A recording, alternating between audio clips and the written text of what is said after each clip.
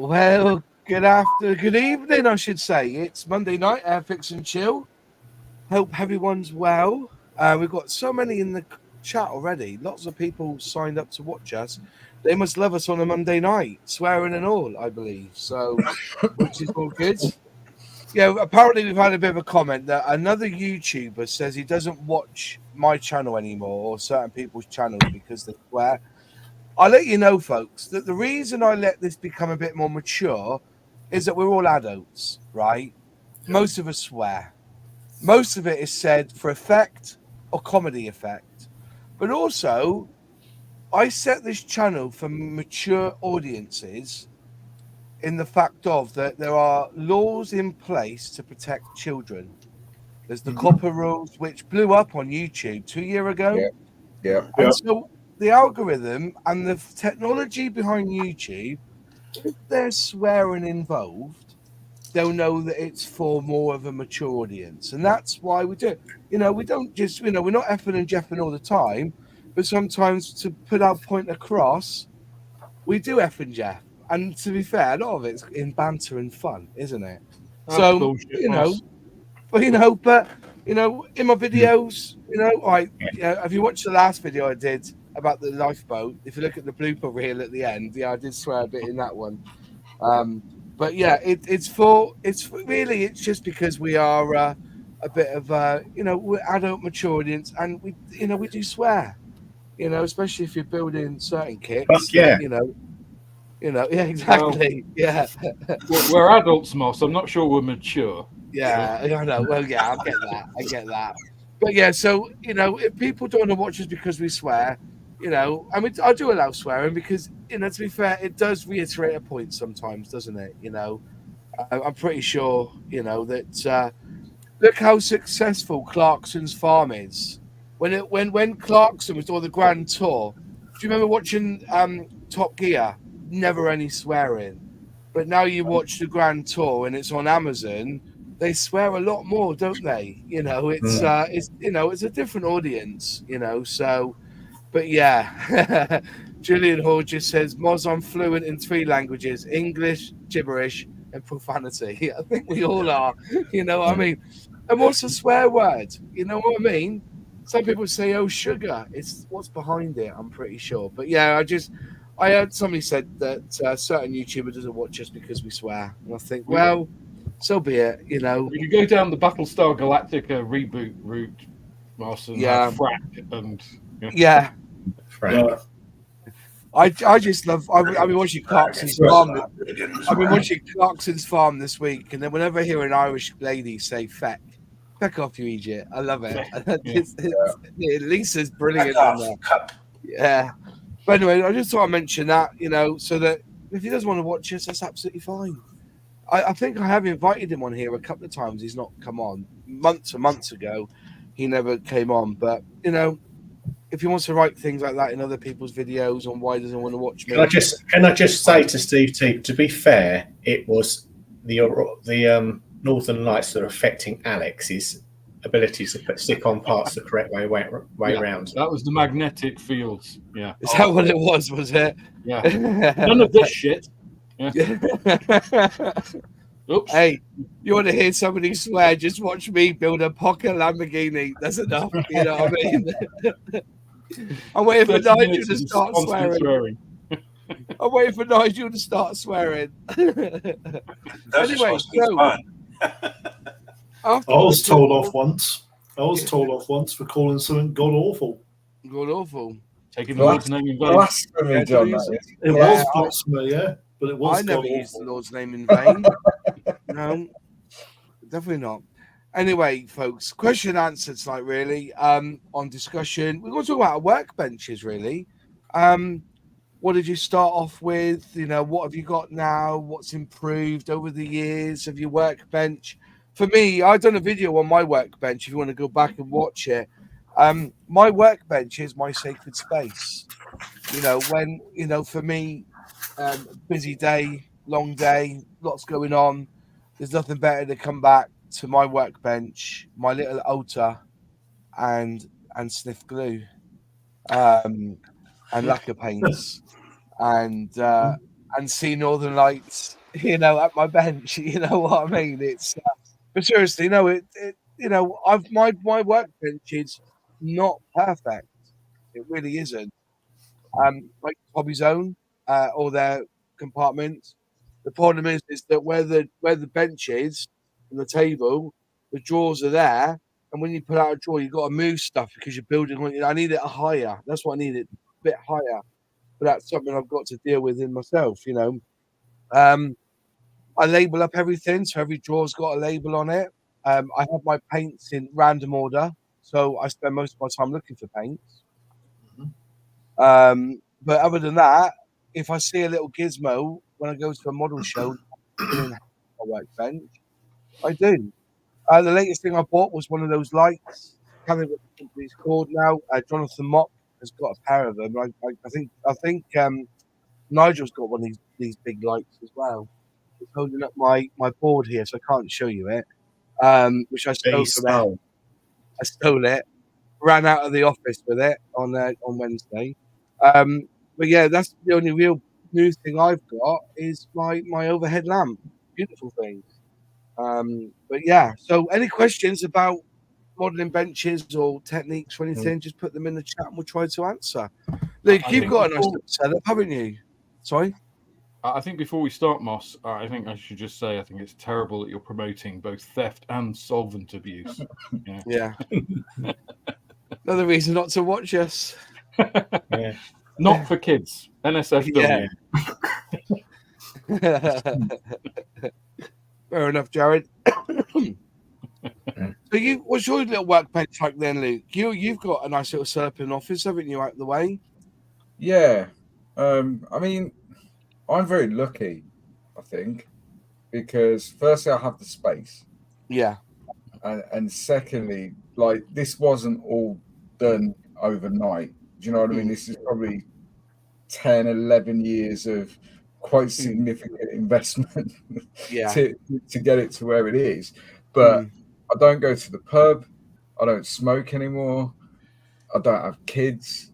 Do you know what I mean? So I'm quite lucky and I have a significant disposable income. And like you said, Moss, this room, this is it's my space. It's my thing. So after a long week of work or whatever, this is where I spend my time. So it's a worthwhile investment. There's a video on my channel when I set this room up. I don't actually know what to call it, because a lot of people refer to their modeling space as like the man cave. Yeah. And I'm not going all woke, but I don't like that, the man cave, because I think, I don't know, is it a studio? Is it, do you know what I mean? What is it? To me, it's just my modeling room. Do you know what I mean? And over the years, I mean, when I started, I literally started in front of the TV on my lap with a tray. Do you know what I mean? And then over the years, it's just developed. And like you, now if I see a new tool or a new gadget or whatever, I'll generally buy it and probably not use it for 2 years. Do you know what I mean? But it's there. So I'm very lucky. I have a significant paint range. You know, I've got all the Tamiya ranges, XXF, LP. Yeah. I've got the full Citadel range. I've got almost the full model color range. But it doesn't happen overnight, I don't think. And I don't think you need it. You know, I don't think, for me, this is my thing. Some people play golf. Some people spend money on their car. This is my thing. So I spend a lot of money on it. But does it make me a better modeler? Probably not, to be honest. There'll be some people who are modeling on a tray in front of the TV or on the dining table or whatever that will be way better at it. What I do like is if I'm doing something, what I can do is I can close the door. Yeah. Leave everything where it is. I can close the door.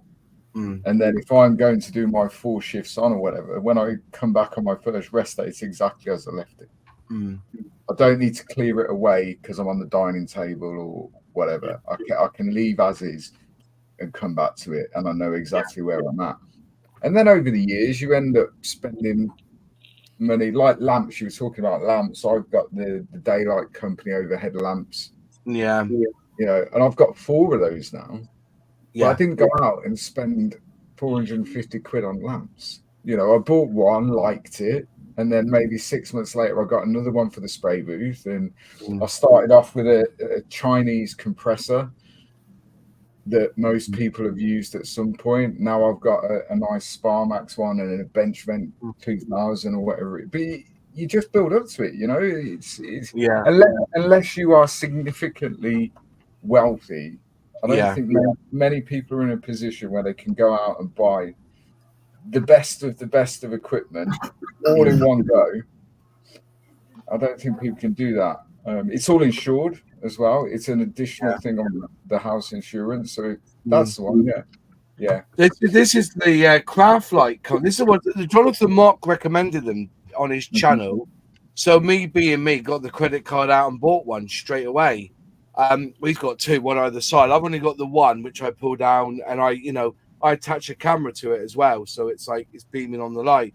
But they've gone up in price. You know, I think I pay about 80 quid for mine. They're 98 quid now. And they clip onto my workbench off the shelf, and I think they're one of the best lights I've ever used. I think Nigel's got one of these lights, but his has got a magnifier to it. Is that right, Nigel? Have you got the magnifier version of this one? Hang on. For the first time, I'm streaming on my channel. Brilliant! Yeah, it's behind me. Can you go off full screen, please, Moss? Yeah, I'll do that now. Yeah, I'll just do that now. This one here. Yeah. I use this a lot. It's got a great big square magnifier on it. You can see it. You see it's got a great big square magnifier. It's Nigel's old. Yeah, it's extremely bright. It's really good. And it's like 54 quid from Farnell. Yeah. Farnell will sell out now tomorrow. Yeah. I've had quite a few people ask me what that light is. And for what it costs, when you compare it to a daylight light, it is... Can I just stop a second? Hello, Bear. For what it costs, it's absolutely brilliant. And then overhead, I've got the same as you, I expect, Moss, this one here. Yeah, that's the one. Yeah, it's cracking little like that. This is a daylight one. That was about £1,800, I think.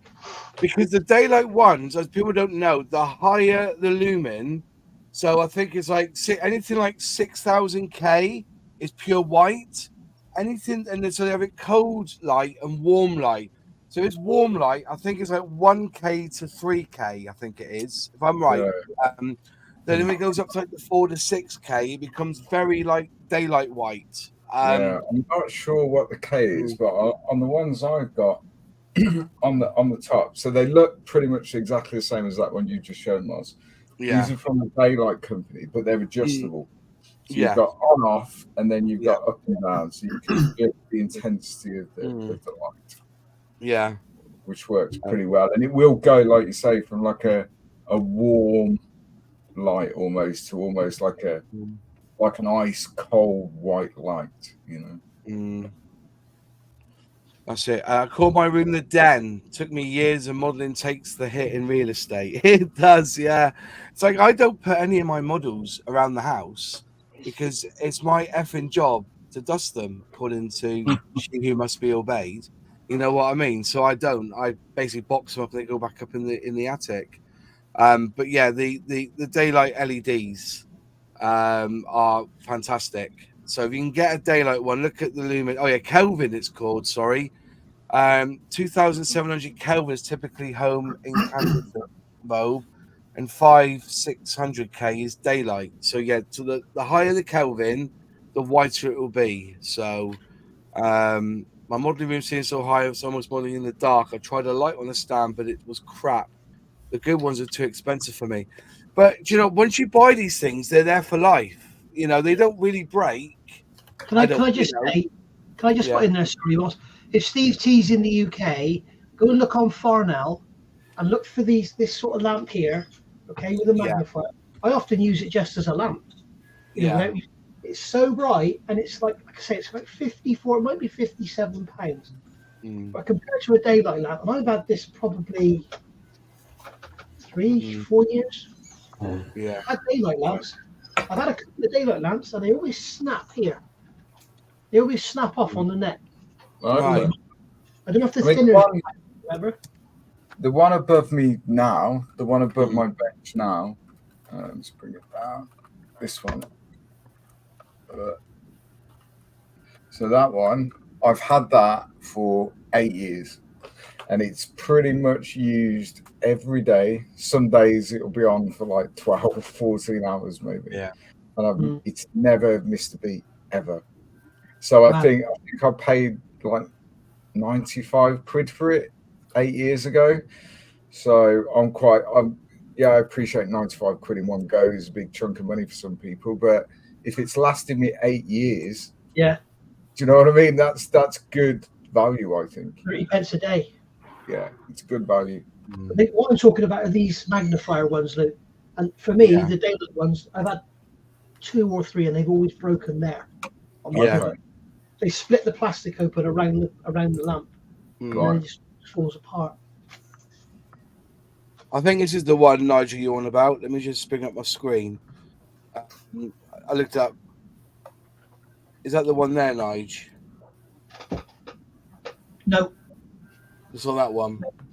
It's what's the number of it? It's a 80 PCS LED, 80 pieces LED, BT 000092. 92. BT. Did you say BT?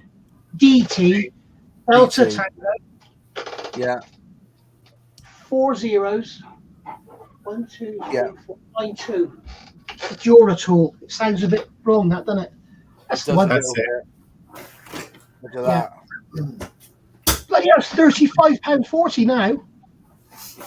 Just adding to baskets. They just sold out. What size is the lens on that, mate? Doesn't say.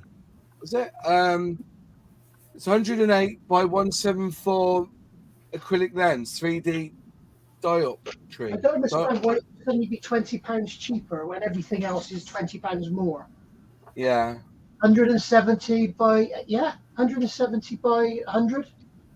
Yeah. I'll probably get one.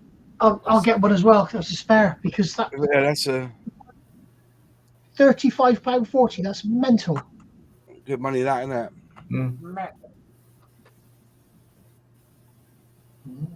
Hell. But yeah. What about you then, John? Do you have big lamps or anything? John Alec I'm talking to. Do you have big lamps? Take myself off mute here. Yeah, absolutely. So I have a there's a frame. I'll pull it back so that maybe you guys can see it. But I have a frame, and I can actually put a third lamp in here. So it's just a just a frame, and on the frame I've got 3 bulb receptacles, and I've also got a mount for my overhead camera for streaming. And so what I normally use, these are, I was just looking at these. So these are daylight, and they're 5000K CCT daylight, 750 lumen. Wow. Right. So, and I've got 2 of them, and the light is pretty good. When I put 3 in, it's really bright.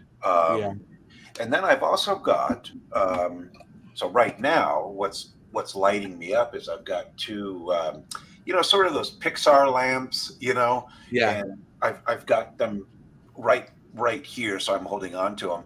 The same light bulbs, so the 5000K daylight, 750 lumen to illuminate back there. So my my workbench space here, I'm in my office, so I'm able to work. I've got the big screen in front of me. I've got my little computer right here, and so I'm able to model. So this is my one-stop shop, right?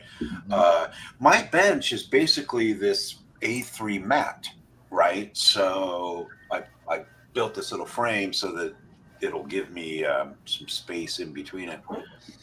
And so far, that's kind of all I needed. Now I have a big bench down in the basement, so we have a basement. We have basements here in in the Mid Atlantic. But I'm down there in the basement. It's I call it the dungeon. It's certainly not a man cave. It's really a dungeon. You go down there. There's nothing. I hate being down there. So I'm here, and my dog is behind me, and got the nice light coming back through me. It's a very homey environment. However, when I am spraying, I do go to a different place where I have I have one of those booths, a spray booth. Yeah. I know we said it was a mature show, John, but a dungeon? I mean, you're bringing that in as well. Yeah, it's making me think. I'm looking for a name. I should call it my pleasure room. Oh, right. Hey, none of that, Mr. Gray. None of that, Mr. Gray. I put on the I've got my GIMP mask, with the I look like Thunderstick, right, from Samson, right? Yeah. That's what I get mask. No, I've never seen you in a mask. I've seen that red ball in your mouth and a few straps, but that's what I've seen you in, John. I think I tell you. That's me you're thinking of, Mark.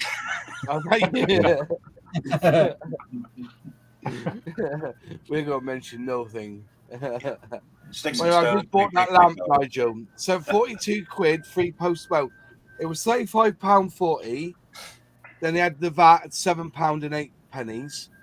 And because it's over 20 quid, it's free delivery. It'll be here in 48 hours. So £42.48. Moss, I think you might have got the wrong one. Because I'm just looking at 27 on the website here. What's that, sorry?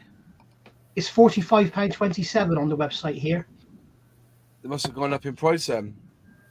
Is the one you ordered DT000092? Yes, this is what happens when you promote stuff, Nigel. Yeah, they put the price up. Yeah, they put the price up, Nigel. Mention their name of the product, they just put the price up. Why have you got 35 and I'm paying 45? It's plus VAT. No, mine's plus VAT as well. That's absolutely. Plus VAT, it's 42.48. So that's a big difference. It's just gone up in price, have they? Because I've just bought one. Yeah. Well, yeah. It's because Nigel's a Rolls Royce engineer. They increased the price by quite a bit. Yeah, that's right. Yeah. They've got 152 in stock, so there's no reason. You're looking at the wrong one, Nige. Because there was only 8 in stock when I went to buy it. You've bought the wrong one, I think. No, manufacturer part number. Yeah, it's DT000092. Hang on, I'll share my screen so you can see it. 42.48 from the link that you've just. That's including VAT. Yeah. 8 still available. Oh, you've put a link in the chat, have you, Ross? Yeah, that's the one I just ordered. 15-watt LED light. Part number DT000092. £35.40. This is crazy. Are you on the CPC Farnham or just on the Farnham West? Because there's CPC Farnham and there's Farnham. If you go on CPC Farnham, that's the one I put in the chat. I'll give you. Well, can I put a link back in again? I'll put a link back in again. It's cpc.farnham, not just the Farnham website. It's the CPC one you want. What's CPC? CPC is the business end of it. Farnham is like to the masses, but CPC is to the business to business. So I can't do that then? Yeah, click on that link. Yeah, you just sign up. Anyone can do it. The one I just put in the chat. I can't see it. Can you see it? No, I'm looking on my. Oh no! Look on the one on here. Yeah, looking just in the Yeah, comment. the trouble is I'm watching on my channel.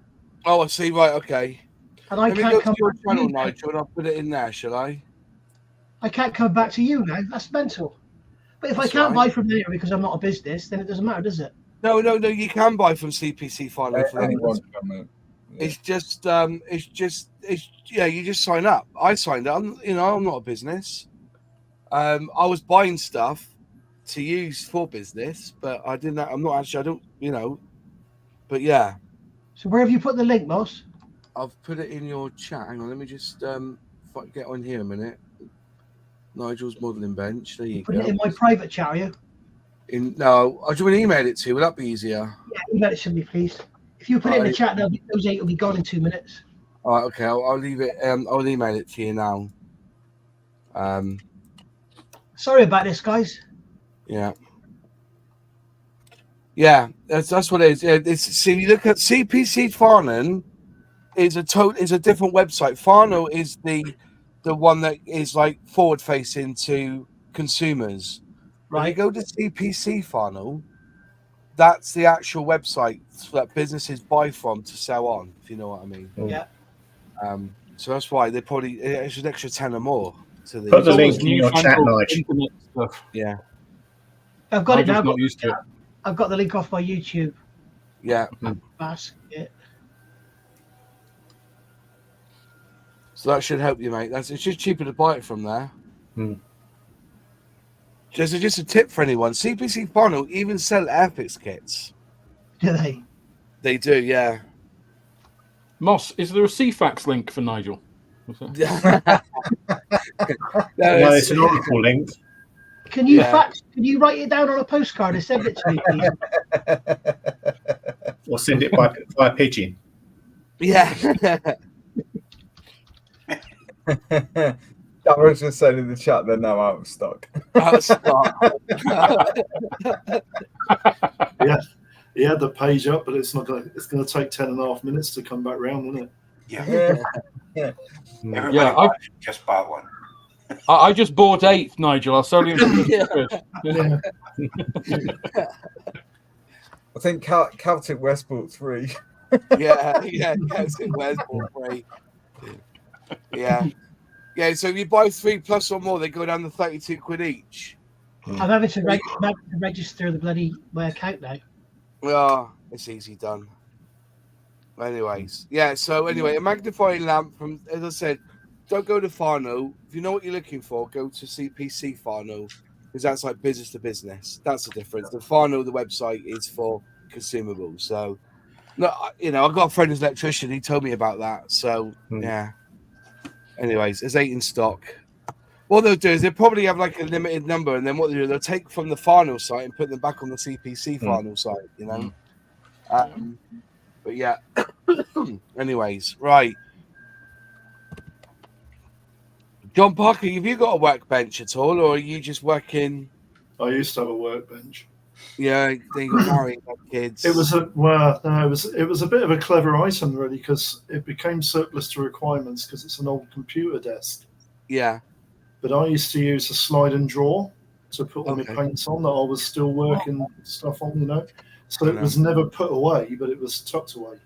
Mm. And you can get a brand new computer desk for what, 40 quid? Yeah.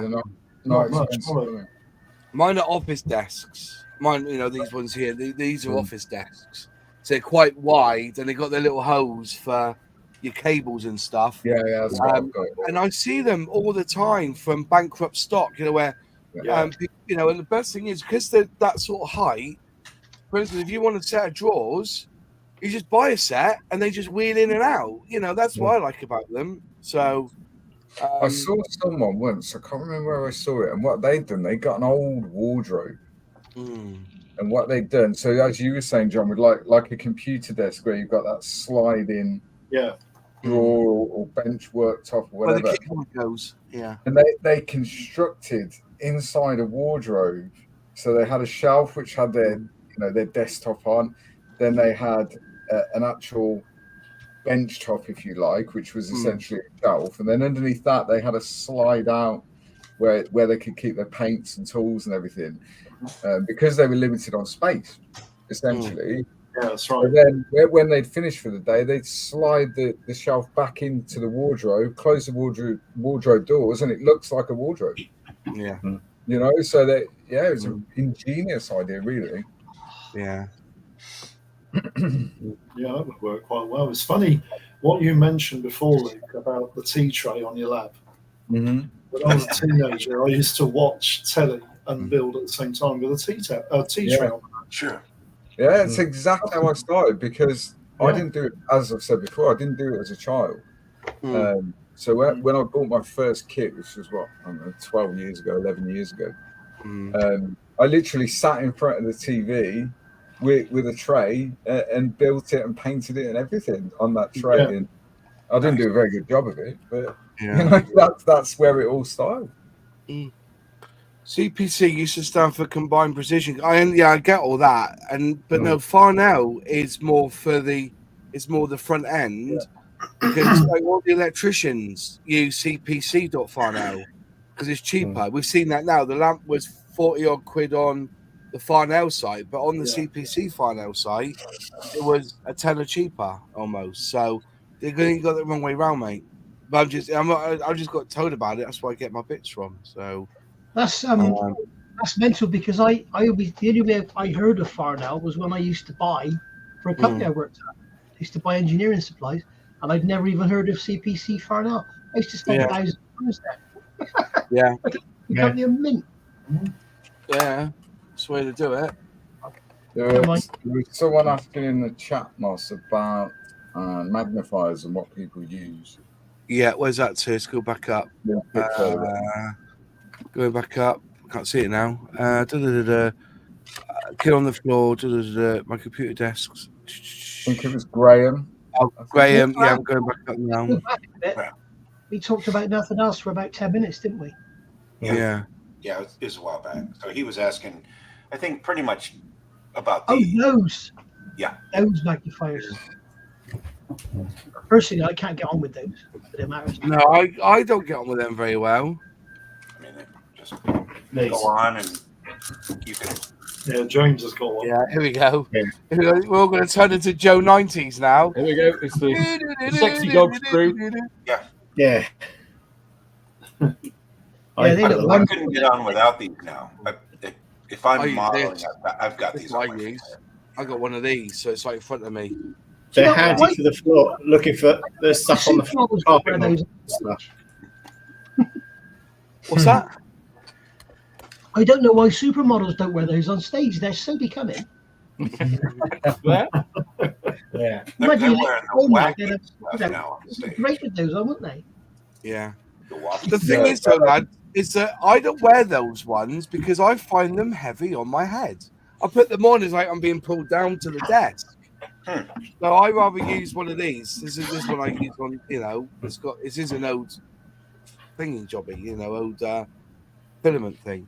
But I've got that one coming from Nigel. Nigel's recommended. I'll get one of them. Yeah. So if you're looking for that sort of thing, Graham, I think Alex has got, by the looks of it, exactly the same as mine. Yeah. I think Amazon's your best bet. About 20 quid, something like that. They're not like massively expensive, and they come. Well, the ones I got come with this box of all interchangeable lenses, so you can adjust the magnification and blah blah blah. I know Tamiya do a set, but I think it's out of production, and if you can find one, it's like mega expensive. Yeah. The beauty of Amazon, Alex, is Luke, is that it's easy to send it back. If you get it, you can't just bring it back. It's easy. If Alex has got the same ones as me, so I use them as glasses almost. Yeah. But when you buy them and when they're supplied, they also come with like an elasticated headband, so you can take these arms off and have it as an elasticated headband as well. Yeah. So whichever kind of suits you really, and it's also got the little LED light at the front. You can take that.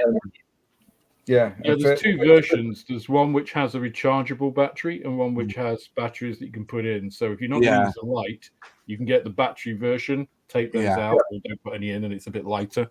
Yeah, I find the rechargeable one's not that heavy though. So I just think it's a shit design because really, what the best place to put the batteries at the back of the head. I used to when I did caving years ago. Just get a fucking minus. What am I doing here? What am I doing here? What am I doing here? So get canary in the cage. The battery was on the back, so the weight is like over your neck basically. Where if it's here, it's like, oh, I'm getting pulled down. So that's why I don't like them. Yeah, but you don't need them anyway, Moss. You only do fucking starter sets. Hey. Quick build.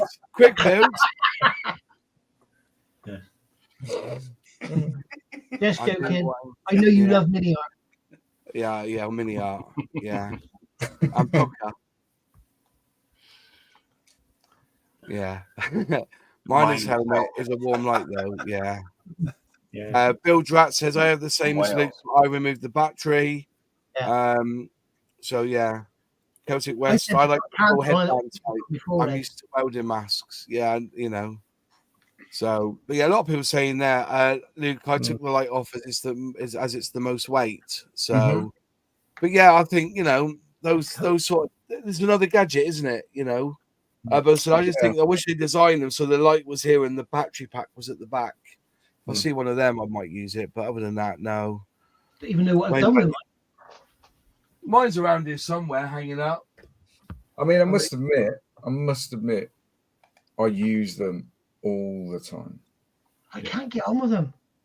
I use them all the time. Did you struggle when you first started, Luke? I didn't struggle with the weight or anything because I don't have a glass neck like mine. But what I did struggle with. This is from Temu, by the way. This one's from Temu. Look at that one. He's like Temu. the elephant man. I look like the Borg with this bit here on the front. Like the Borg. You look like a minion. But what I did struggle with initially, but what does he look like when he puts it on, Alex? I struggled with Luke, speak. That's what I struggled with. I didn't struggle with weight or anything, but I struggled with my eyes getting used to the focus. Yeah. But after using it for a little while, like your eyes adapt to looking through that lens, whatever magnification that may be that you're using. Do you change the lenses, or do you just leave the one like 2.5 in or whatever? I generally leave the same one in, which is kind of the mid-range one. But if I'm working on like tiny PE or something, then I'll increase the magnification. You can actually adjust. You can move the magnifiers at the. Yeah, that's right. Yeah, so if you see that bit there, that's adjustable. So even if you've got the same magnification, and you can move it closer to your eye or further away. Well, I've got 2 slots in one. I can move them in and out and use 2 lenses. Mega magnification.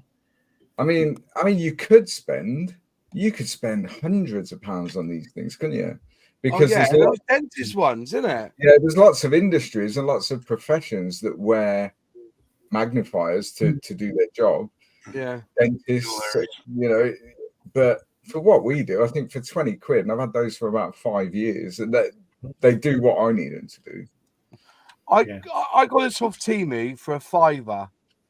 So you got the lens at the front, and then inside you got this lens here that folds down, so it gives you like a double lens, and then you have this here, so so basically you can magnify 3 times. But I thought I said I can't wait. I just find it heavy, but it's got the lamp adjust as well, so you can move the lamp left and right. So if you want a different angle on the lamp, which is quite handy because when you're looking at something and you get that reflection, you can just move the lamp slightly to the left, but you still get the light. But it's like it's not coming back at your face, if you know what I mean. Do they catch fire off? They've been charged up, Moz. These are just battery ones. As I said, you can adjust it. These are just batteries, I think, in here. But it's, as I said, they were only a £5. But as I said, I don't particularly use them because I rather use an overhead magnifier, and same here. About that, Same here. The other thing you can do, you can get these. You can go and buy these reading glasses in supermarkets. And these, I think, are 3.5 times. Yeah. I mean, you look like a geek when you got them on, but blimey, you can really, and it's much better than having that because they don't move around. Yeah. Now, somebody told me you shouldn't use these because they wreck your eyes. I asked an optician, he said that is an absolute total myth. They will not damage your eyes because you focus what hurts your eyes is when you're trying to see. You're better off with them than without them. That's what he said. So my eyes are getting terrible. I need to get. I hope I'm not going blind because I'll be knackered then. I won't be able to do any modelling at all. As you Funny guys you say in that, chat Nigel, show, you know. they feel pretty much the same. They do, yeah. Yeah. It's funny you say that because I've had 2.5 times for 4 years and they've never hurt my eyes or affected my eyes. No.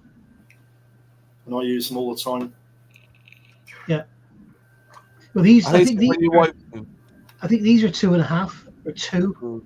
Yeah, mine are 2.5. Nothing, hardly anything long distance, but close up I'm on 2.5 anyway, and I need to get them done again. So. The only thing I find though, when you do wear those visor things, your peripheral vision shit.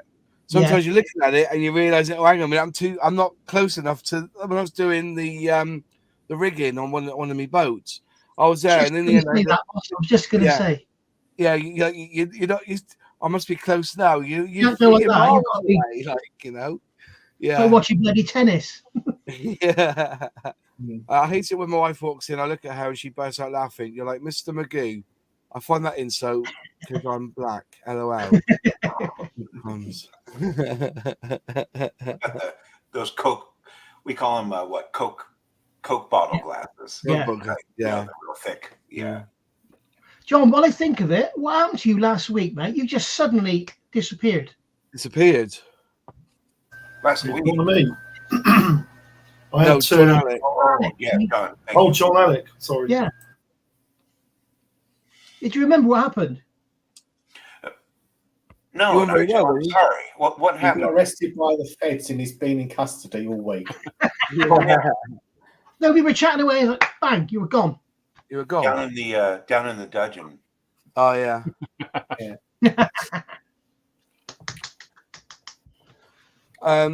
Question: does anyone use a GoPro or similar to make YouTube videos? Leaves your hands free but wouldn't get in the way. Don't use a GoPro. Get a proper camera. Yeah, or use an iPhone. Mobile. Yeah, those GoPros are. Yeah, I did have one. I've sold it. I had a GoPro 4. Was it 3 or 4?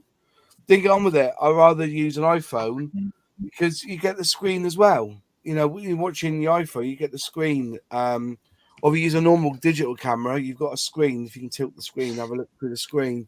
But on GoPros, you don't have a screen on the back, do you? Not on most. No. They're not very high. I've actually just got. It's not a GoPro. It's Amazon alternative. So actually, I've got a GoPro mount on these. I haven't actually used it in anger yet. I've kind of just adjusted it to do this as an additional one. It does have a screen, and it will also connect via Bluetooth to your phone, so you can see what you're doing on that.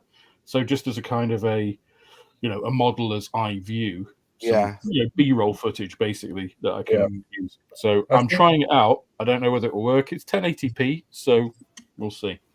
I think the issue with something like a GoPro or the equivalent for say making a YouTube video is because of the natural movement. So your torso or your head is moving without you even knowing it is when you're doing something. So if you've got a camera that's moving as your head or your torso or whatever's moving, from the viewer's point of view, that can almost like you're watching it on a boat.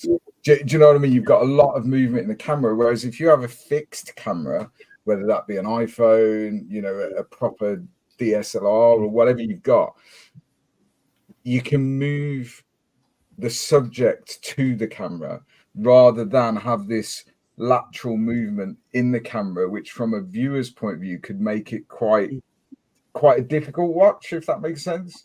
But if you've got both, then that's ideal, because depending on your editing software, you can have your static camera showing the whole thing. And then if Alex, for example, has got his camera on his visor and he's doing something particularly intricate, then you can have a window within a window on the actual video.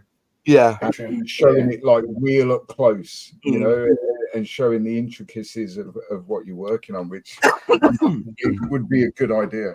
Definitely. I think I agree with Luke. Putting something upside down. Say again. He's got Alex can have the intricacies of gluing something on upside down. Yeah. The like my font of knowledge when it comes to cameras and stuff is Casey Neistat, but his brother Van Neistat. He will tell you straight that if you're doing videos for YouTube, GoPro isn't the way to go. He'd rather use an iPhone than a GoPro. You know, the cameras are so good on the high-end phones now, but when he does overhead shots and all of his stop motion photography and everything, he uses, like, I think it's the Sony range of camera, the high-end ones. GoPros is good if you want a little camera in a car and you're doing a little bit of like B-roll talking to the camera.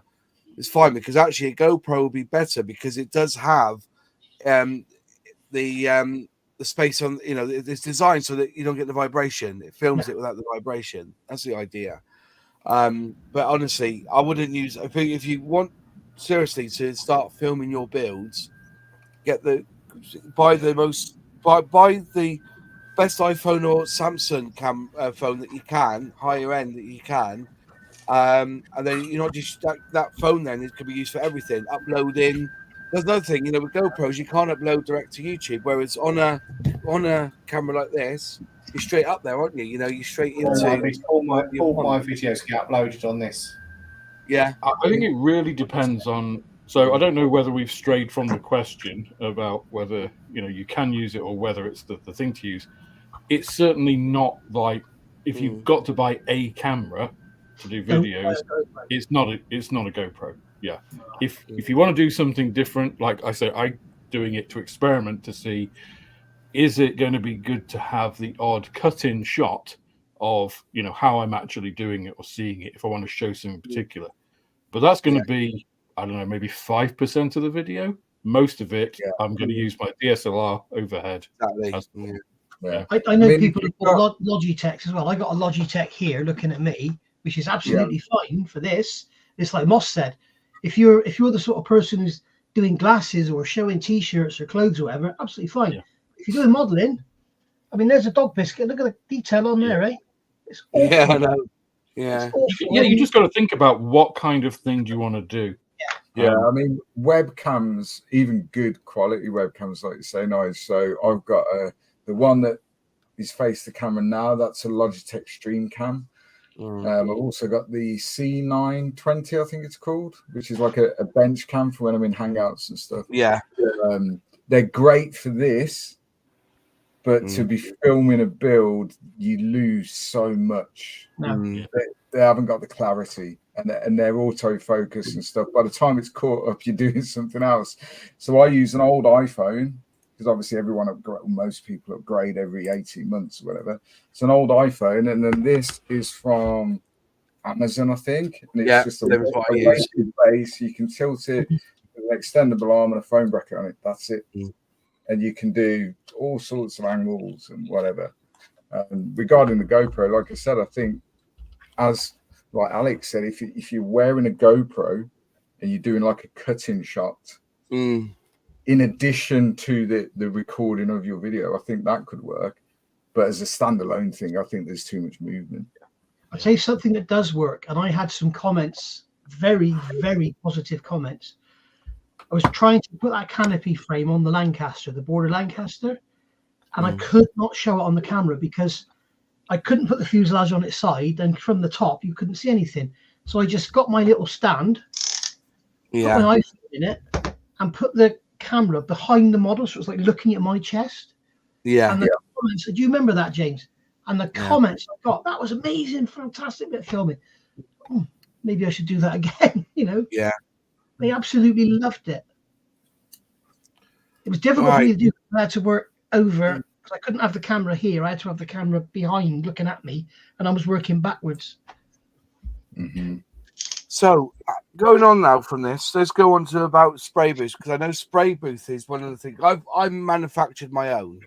I bought an industrial, well, from an art guy, really, an industrial fan or extraction system, which unfortunately you can't buy the parts for anymore, but the filters. But then Plastic Monkey said, don't just use filter for fish tanks.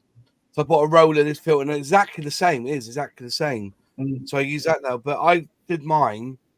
Mine doesn't go out of any window. There's a fireplace there. But if I switch that on there, believe it or not, when I'm spraying at my desk, at my bench, I do get the whiff. Obviously, I'm wearing a mask, but it zips it straight in and it disperses it. It's quite a powerful thing. But I don't extract outside. Where does it disperse it too much? It comes out and it comes out the top. But when I put a bit of paper on top, where it goes through the fan and out the back, goes up through the top, I've put a bit of paper It above. vents out through the flow. Pardon? It vents out through the flow of the chimney. Yeah. Well, I don't know. I put a bit of paper on the top to see what happens, and that paper never got dirty. But it won't get dirty, but it's the solvents that you're still getting the solvents. You reckon? Yeah. Yeah. So it must go out through the chimney. It might be dispersing it, but where's it going? Do you know what I mean? The house doesn't smell, you see. When I'm spraying, the smells in here. But with that thing going, and it is by the fireplace, so I'm assuming that the solvents then get up through the chimney. But I haven't got an extraction that goes straight out through the thing. But I said, it's one of them. I think you have to judge it for yourself. Depends how much spraying you're going to do. I do have a window here that I can open, but generally the smell doesn't go around the house. It just stays in here. And then when that extractor fan's going off, and I put a bit of paper on there to see if any paint, gets through. So it must be coming off in the filter, obviously. But the smell doesn't go around the house. To be fair, it stays in here, and then it's gone within 20 minutes. And then you can't smell it after 20 minutes. So I'm assuming that's where it's going. But can you use a condenser kit or a condenser box for the spray booth instead of venting out the window? I think you can. That's the idea of them, isn't it? Yeah, I know people that do. So people that live in like apartments, for example, where their spray booth isn't next to a window or wherever, so they can't extract directly outside.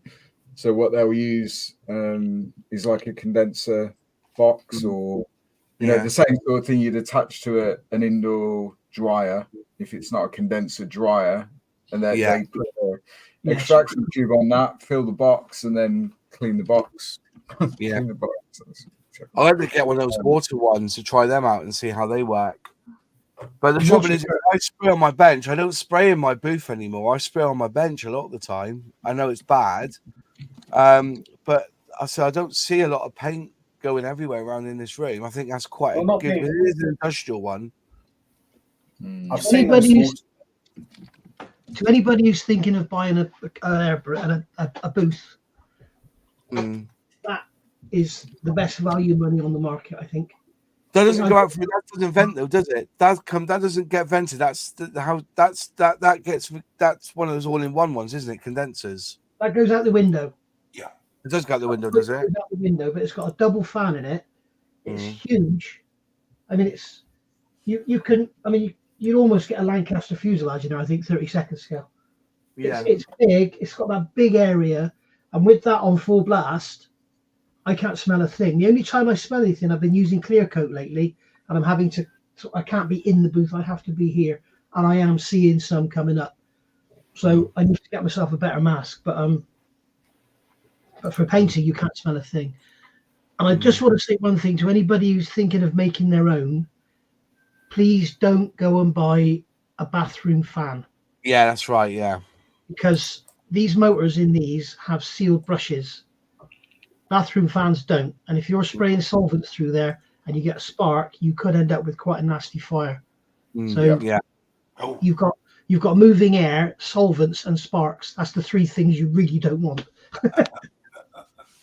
Exactly. Kaboom. Yeah, mine's an industrial one. I paid up for it, but the guy was retiring, so. But I got my, at the time, I just. Yeah. Come on. There you go. That's my one. It's like a big unit. Absolutely massive. And as you say, it just.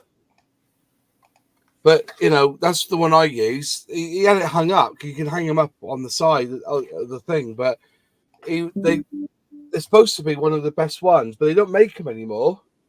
But that's what I've been using for years. That's a particle filter you've got there, and it's designed for like places like woodworking where they're pulling the dust out of the air because the dust is dangerous to breathe in, but the air that comes out the back doesn't have any solvents in it. So that's what that's for.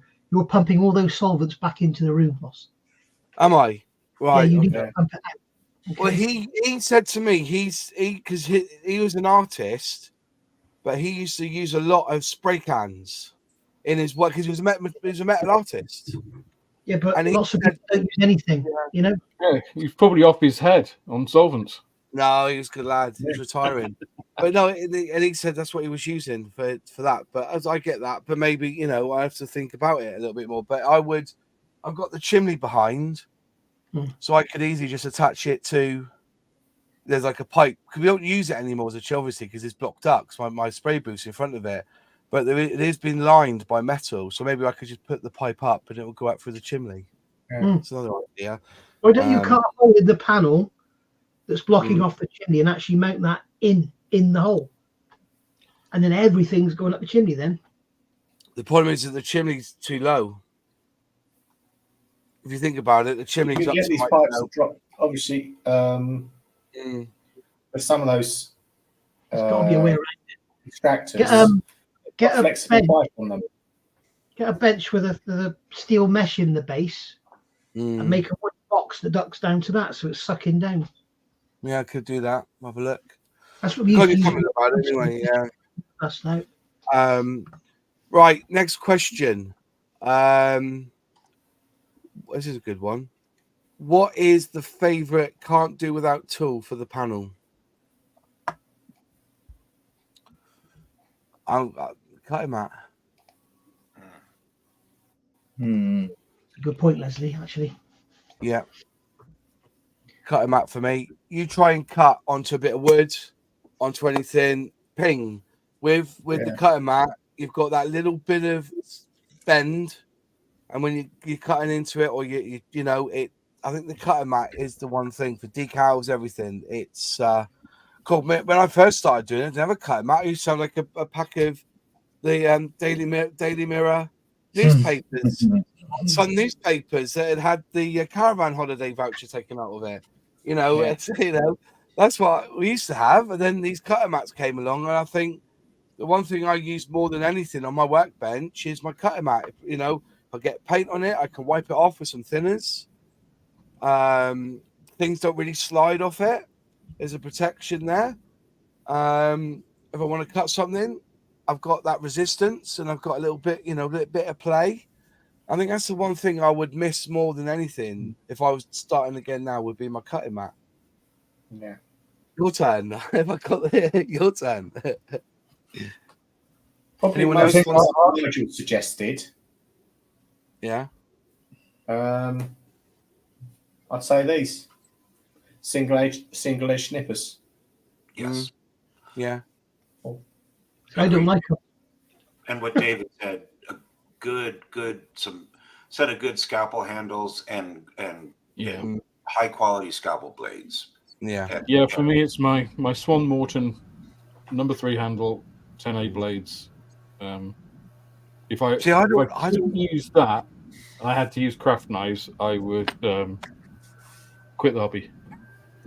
I moved on from Swan Morton because one, they're cold and it's steel. I like rubber. I buy these. If I go to a model show and I see these, I buy these 5 or 6 at a time. Because they're cold. And also, but I think Swan Morton, when your hands are a bit wet, they're slippery. Because you one of these when you buy the car if it's got a heated steering wheel. Yeah, definitely. Yeah. No, I just find with the rubber, I've got good control. And these blades you can pick them up. And if you're cutting off limbs, that is using a rubber. But you can buy these. You can buy these for like £3.99 at a scale model show. If Revell do the exact same one for £9.99. I had the snip years ago, Moss. I don't need any rubber. Yeah, fair enough. The beauty of Moz could do that for you anyway. the beauty of the Not with Sculptor that thing. number 3 handle is blades. Like 100 blades are about £10. Yeah. And also they don't roll off the bench. Yeah. I don't know how. It doesn't. That little nub there stops it from rolling off the bench. For But me, take my that. tool. Yeah. Can I just say, if you're not an airbrusher and you use the hairy stick, don't buy cheap brushes. No. Don't ever buy cheap brushes, especially those ones where they bend. The actual handle of the brush bends. They are absolute garbage. Yeah. Can you tell me, John, why Yeah. is it most of my small detail brushes, after a while, they end up with a hook on the end of the bristles? Pass. Must be Are cheap. Are they, yeah, if they're synthetic, are they synthetic? I don't know. It might be. You Well, can't they use are. If you don't know, they are. Sable. Get some Sable. Kolinsky Use sable natural brushes. hair brushes. They're brilliant. I mean, Um, a man of your means, Nigel. sorry? A man of your means. Really, stop pissing about with cheap detail brushes. and Tell get me a what set. are then. Oh, Get a yeah. Tell me what are they? Artist Opus. Artist Opus, yeah. Artist Opus. I'll send you a link. Yeah. You just And these are, without doubt, the best paintbrushes that I've ever used. They're, All right, they're, then. ju- they're not When we cheap. do our live stream, next week, you can show me how to look after them then. Yeah, I- yeah. And My packs they're are easy, mate. terrible They're with them. easy. But they're just. Well, you have to worry about Nigel because look at him. He hasn't got any hair. Yeah, he's not used to taking care of it. Yeah. You need some You need to get some brush cleaner, which is this stuff. This is what I use.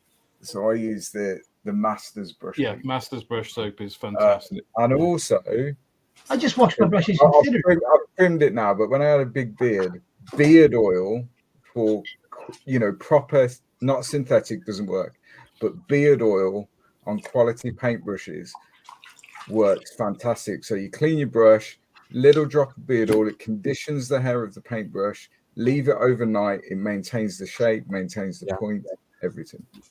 So what if you use that brush in lacquer paint? Yeah. Right? Well, I wouldn't, but yeah. Okay. If you used it in tamiya acrylic paint. Okay. What would I clean it? How would you clean it?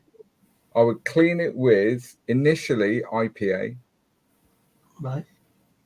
and then I would use that stuff. And that's like a soap, basically. Can you see that? Right. So it's like a soap. So you moisten the brush, mix it round, and you'll see the paint coming off, basically. Then you reshape it with the soap, wipe it clean, little drop of beard oil, work it back to its point like it should be, leave it overnight, naturally dry it, don't try and rush it, and then you're golden, good to go. You can also, if you want to keep it long term, if you get your brush like after it's been washed in Masters and kind of like mostly clean it off, but there's still a bit of it. You use that fold in your hand and just draw it through to get the point. It'll dry like that, and it'll be like when you get a new brush, it's hard. Yeah. It's got that section. It'll stay like that, and then you just need to put it in water just to dissolve it when you get it get back. And if you get one of these, which is the Citadel paint water pot, if you look on the inside there, you can see those grooves. Yeah.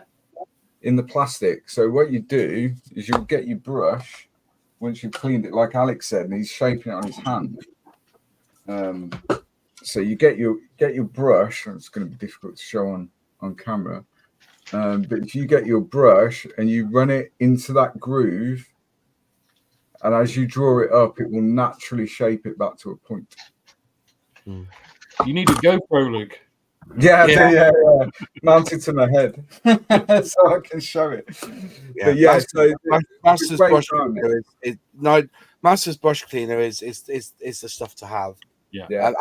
And I've had mine like about 3 or 4 years. I've never. It doesn't go, does it? It just stays. It really, really helps. Not only as a cleaner, but it really, really helps with maintaining the point. Yeah.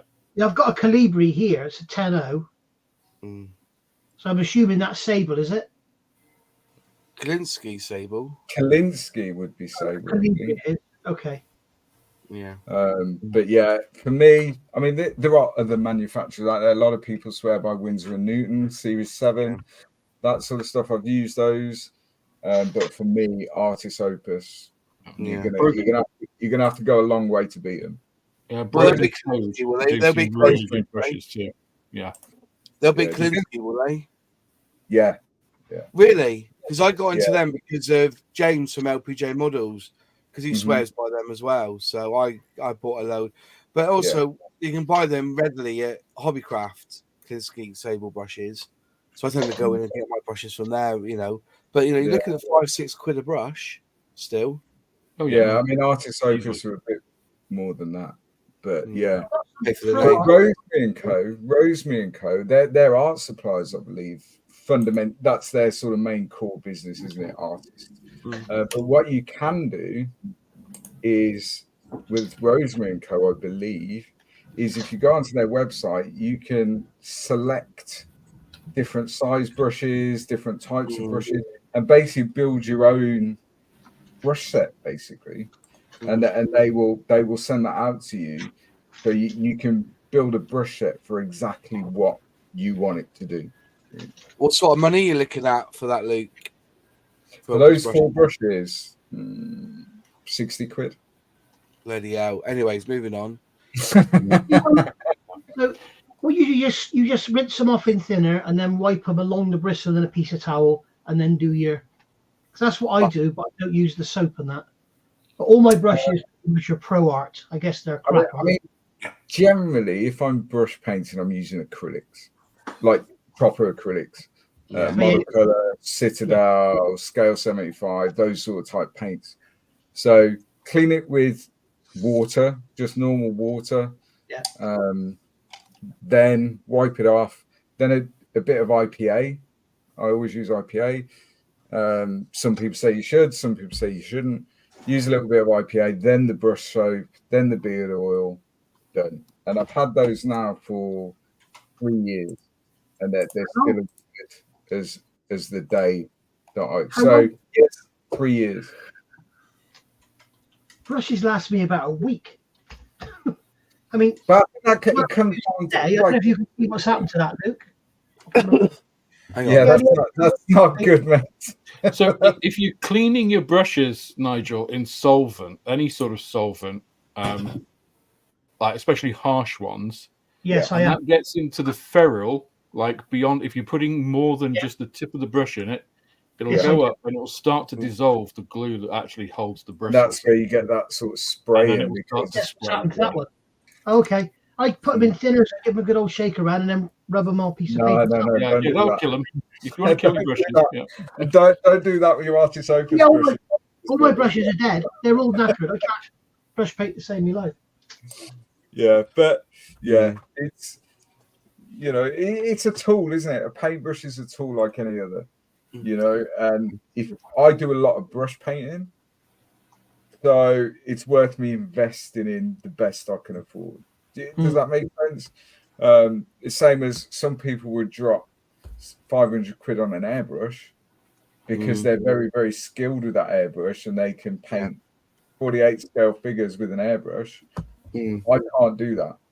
So I'd rather spend £200 on my airbrush and £60 on a decent set of paint. Yeah, I get that. Celtic West just said that he's a Da Vinci Sable are good, but I'm still a Winsor & Newton Series 7 fanboy. Fair enough. I hear Winsor & Newton. Yeah, but Kalinsky Sable isn't a brand. It's what it's made for. What it is. So a Series 7 is Kalinsky Sable. Same as Artis Opus is Kalinsky. And Broken Toad. If you're spending like £10 a brush or more, it's a Kalinsky Sable brush. If you're spending like £2 or £3 on a brush, it's artificial. Oh, I see. My oldest Kalinsky. When I go to, sorry, go on, Nige. So Kalinsky is the Sable. It's not the brush manufacturer. That's Correct. right. Yeah. Oh, There's well, a really good, if you're interested in it, there's a really good video by a guy called Ninjon who talks about brushes. I mean, that's for miniature painting, but it applies equally for us doing small scale stuff. yeah. And he talks about brushes and about it's fine to use like artificial ones. It's even fine to use the cheap ones. It's having the right tool for the job. Like Luke said, they're tools. So if you've got the cheap ones and you just want to like mix your paint up with them and like do broad test paints and stuff, but don't use those for actually painting a model. No. You know, then you can use your artificial. You know, I've got some synthetic brushes here. I use those. I don't use them for really fine work. And as Ninjon says, and then you have your Excalibur. You know, you got your 2 or 3 or 4. You know, Kalinsky Sable brushes, you probably don't want more than a 3-0. If you're going to like a 10-0, you're not going to be able to form the same sort of point. A lot of miniature painters don't go beyond a 1 or a 0. And I think that's a mistake. Yeah, they use a bigger brush to get a point, don't they? Yeah, because you can't hold the paint on a tiny, tiny brush, so it dries out, and it's actually counterproductive. So if you're using a real small, like a 3-0 or whatever, people would automatically assume that the smaller the brush, the more detail you can paint with it. But that's not the case, because as Alex said, what happens is you put the paint on a 3-0 brush. By the time you've moved that to the model, that paint is dry. Especially when it's warm like now. Whereas using a 1 or 0, which is what most figure painters would use, really, miniature painters. I'm experiencing you now. You can hold the paint in the ferrule of the brush. Yeah. So you shouldn't really be putting the bristles of the brush more than half into your paint. If it's going up again into the ferrule, then you have to clean it. Then you start getting problems. So, but then the paint just capillaries up, doesn't it? Yeah, but having said that, so there's a selection. I've got about 40 odd synthetic, flathead, all different shapes and sizes that are cheap as chips. So if you're doing things like dry brushing, or you're applying a wash or something like that, you don't want to be using your artist opus brushes to be doing that. So therefore, that's when your cheaper synthetic brushes come into their own, because dry brushing is a classic one. That will ruin a paintbrush real quick. Gotcha. So therefore, go cheap with that, because it doesn't really matter. Some of the best dry brushes, actually, there's a company, I can't remember what it's called now, but they do a certain type. It's a makeup company. They're makeup brushes. They're short eyeshadow brushes, about maybe 8 millimeters long. And they begin with E, and I can't remember. If I find it, I'll put it a link up. They're absolutely fantastic, and they're about £3 each. Most dry, inverted commas, proper dry brush brushes are like £5 or more. So these brushes, they're all synthetic. They're made by a company called ABC Brushes. Yeah. They're pretty much at every big show. They'll have a stand there. I mean, they do brush sets and stuff. But what they will have on their stand, which is where I got these from a couple of weeks ago, is they have seconds. So they're ones that haven't made it to their brush set. They're second. So, for example, on the actual handle of the brush itself, there might be a misspelling, or there's a bit missing, or whatever. And they're pennies. And you can buy loads of them in all different sizes. We have the same. Yeah, and they're great for what I would say is a utility brush. You dry brushing, washes, that sort of stuff. I thought these were really good. Yeah. As I get these ones from Hobbycraft, because they say on the thing Kalinsky Sable, but I just realised they're Dala Rowney brushes. But I've been using this was brilliant. This flathead one that I use when I'm doing, it's phenomenal. Yeah, I mean, they're good. These are Sable round head, and you've got the rounded heads on that one. But these, and I said, I picked them up. They're about £5 or £6 a pop. But they say Kalinsky Sable, so I presume that's what they were, and then, but yeah, so, it's, they got one chap here who said that he's had his Holders Kalinsky was made in 1932, and his Brushmaster soap has kept them perfectly usable. So they'll last you a lifetime if you look after them. Yeah. And like David's saying, that the set is on about there, that 55.99, that is that set. That's Series S from Artis Opus. You've just said don't go smaller than a 3. Say again. 3-0. Don't go smaller than a 3. 3-0. 3-0. Yeah. Master says I use Daily Rounding for my dry busting and pigments. Fair enough. Yeah. And you get those like the range or wherever.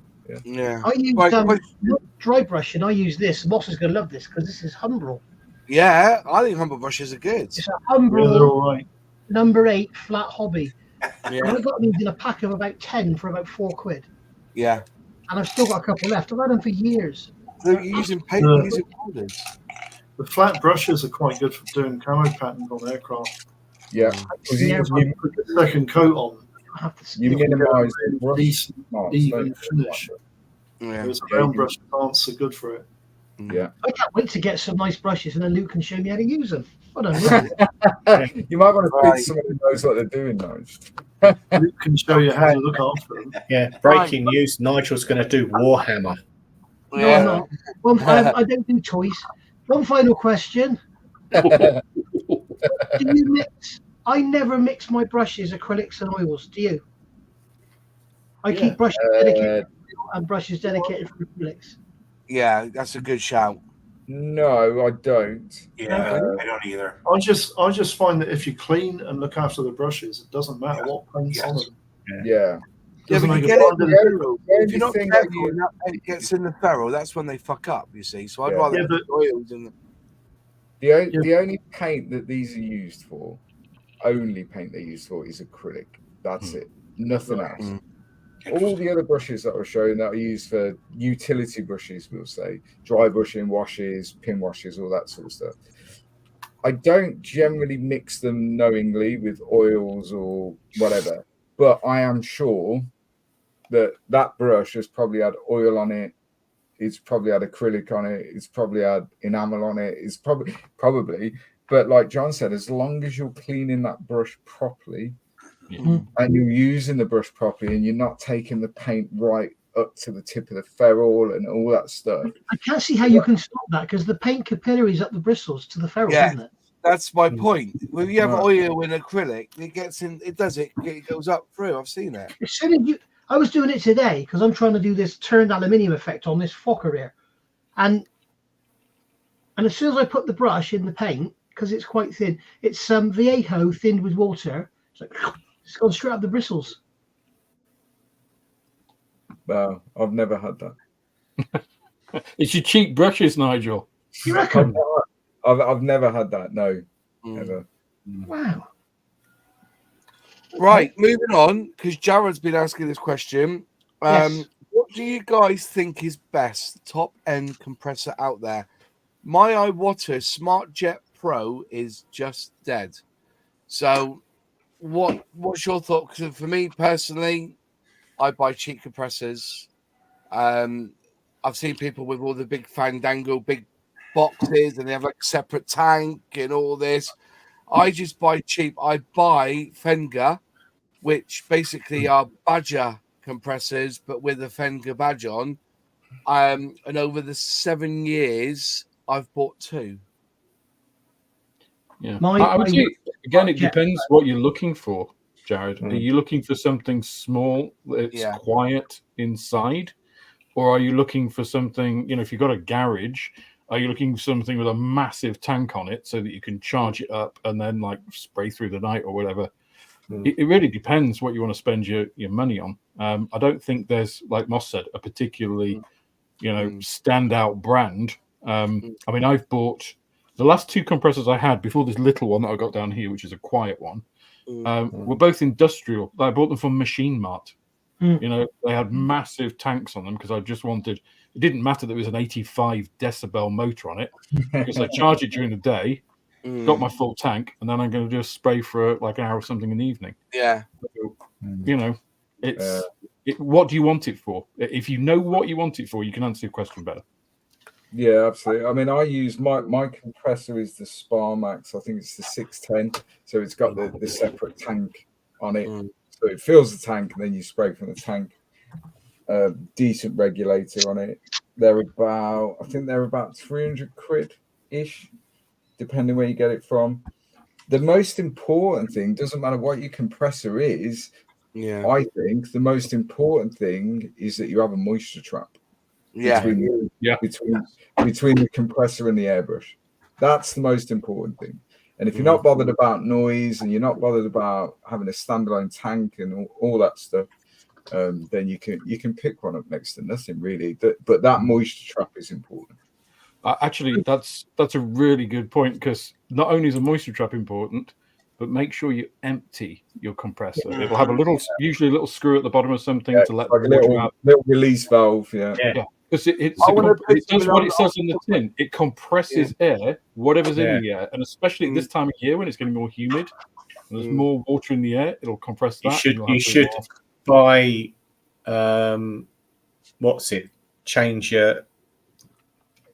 empty your tank out every month. Yeah. You'll be surprised what comes out. It's rusty, you know. Yeah. Well, when we're talking about moisture traps, that's what we're talking about. My recommendation for what it's worth: don't buy a compressor with a tank, because like James just said, you've got to drain it. They can rust inside. You know, I don't bother. I've got my Iwata Smart Jet Pro. It's 13 years old. I would say to Jared, get another Iwata Smart Jet Pro, because it's got the water trap at the bottom end. I don't like having a water trap at the top, like Luke's just showed, because then you've got the weight of that on the airbrush, and also you're filling the pipe up with moisture. I like to have the moisture trap at the bottom end, so you're not getting any moisture in the line. Yeah. I'm going to tell you, the first compressor I had was like a little inline one.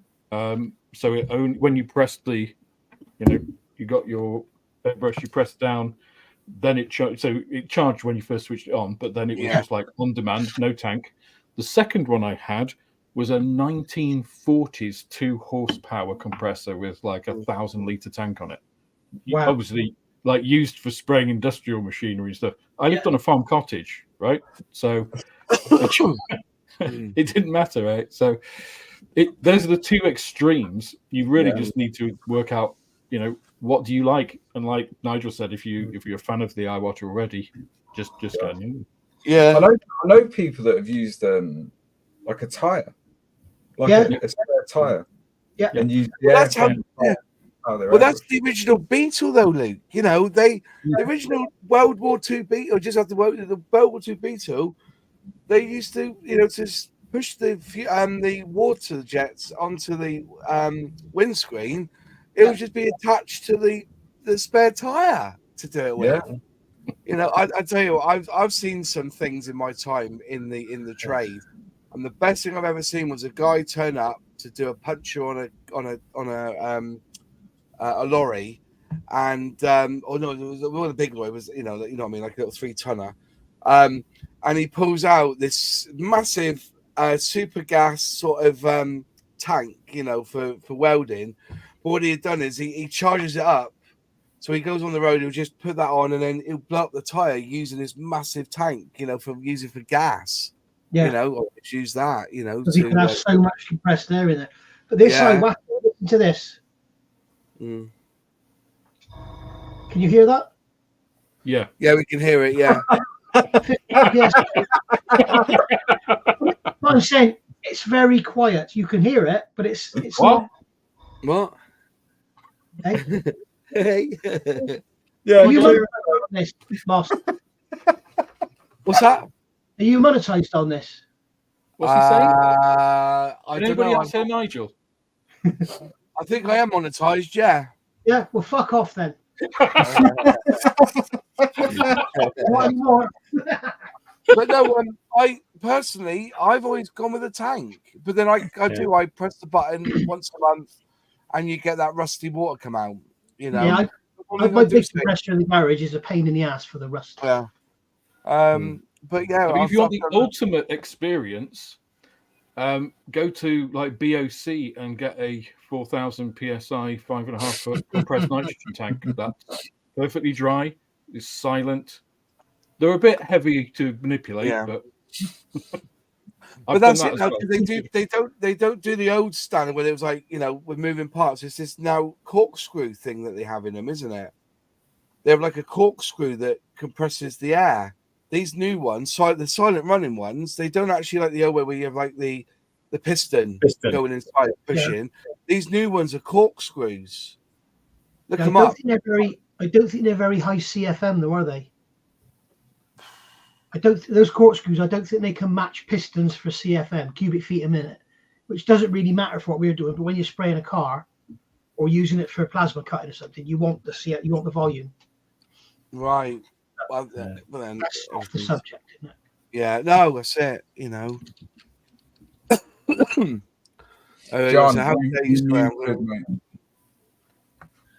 here I am talking to Nigel, and I'm on mute. So yeah, I've got a compressor right here. It's pretty small. It's the Spray Gunner No Name Quiet compressor, and it has worked perfectly for 3 years. I'm going to turn it on right now. Let me know what you guys hear. That was quieter than Nigel's. Yeah, it's right here. Filter in a fish tank. Bloody hell. Yeah, I think that's the same thing I've got. A trap. Yeah. This is my workhorse. It has served me every single day I spray brush for 3 years.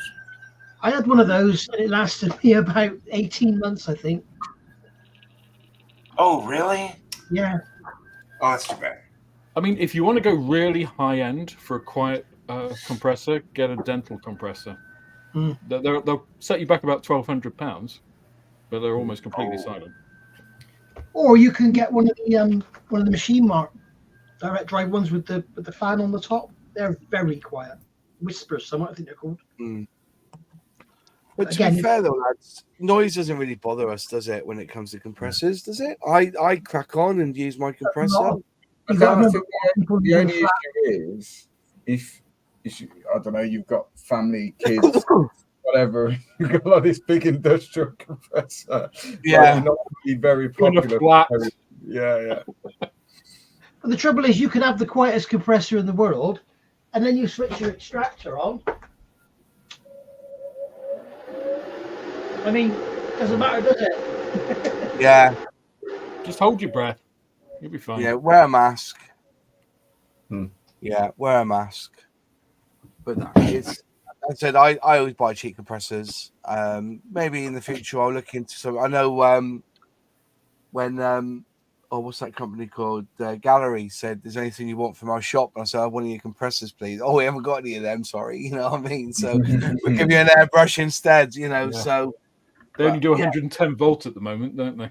Yeah, something like that.